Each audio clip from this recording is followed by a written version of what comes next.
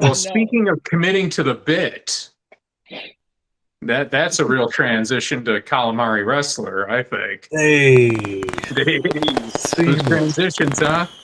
Yeah. We're gonna circle back to the Calamari Wrestler. I mean, the summary of Calamari Wrestler, I think, is committed to the bit.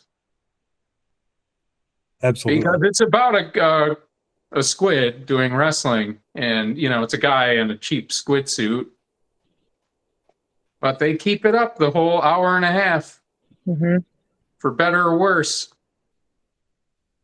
Well, this will sum up the hour and a half here.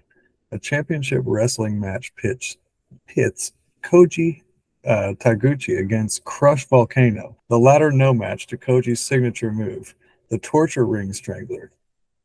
Koji beams as he clutches the champion belt, only to have it snatched away by a mysterious new challenger in the ring, a giant squid. But the squid was a guy who used to be a guy, who used to be a human, and then he got beat up on by an octopus in the ring.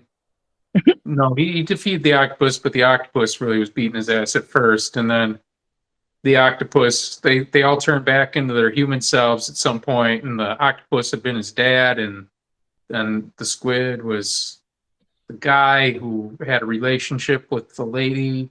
Yeah, no, I think I pretty much correct. know the story to everybody. Yeah, no, yeah. People are like, oh, timeless tale. Yeah. Yeah. I feel like I've seen it. Next movie. I mean, what can you say though about? I don't know what to say about Calamari Wrestler. I watched the whole thing. Like, I didn't think it was boring. No, not at all. I think it should have ended when the two octopi, I don't know how to say, octopi fought. Like, I thought that movie should have ended there, but it just kept going. And I think that's what fucked it up for me. So you felt it went on too long too, because I was watching it. I was cool watching it. And by the end though, I noticed people were saying like, fuck, this film is going on forever. Yeah, because it just wouldn't end for whatever reason. The first movie we watched didn't have an ending, and this one had two. Yeah, because I know there was a fight, like there was a fight coming up, and then the octopus was doing a bunch of weird shit, and then the day of the fight came, and then he was fighting another octopus, and I wasn't expecting that. I don't know if anybody else was, but that shocked me, and I was like, oh shit, this is about to be epic. And it was cool, but then it just, like, that's where it should have ended. I don't know why they chose to just keep going. Again, I wasn't sure what they were trying to convey necessarily either, but, somebody made the wisecrack in the chat that it was about capitalism, because that's just something we say when something looks like it's trying to be profound. But the fact that they kept talking about eating octopus and squid, and that they were doing promotional material for this squid being a spokesperson for some kind of squid eating dish where, people are getting black ink stains on their mouths and stuff like that. I was thinking like, okay, there's clearly some heavy-handed message here that I'm still not exactly piecing together. Oh yeah, the noodles merch. I don't know. That was yeah. Right. I guess it was.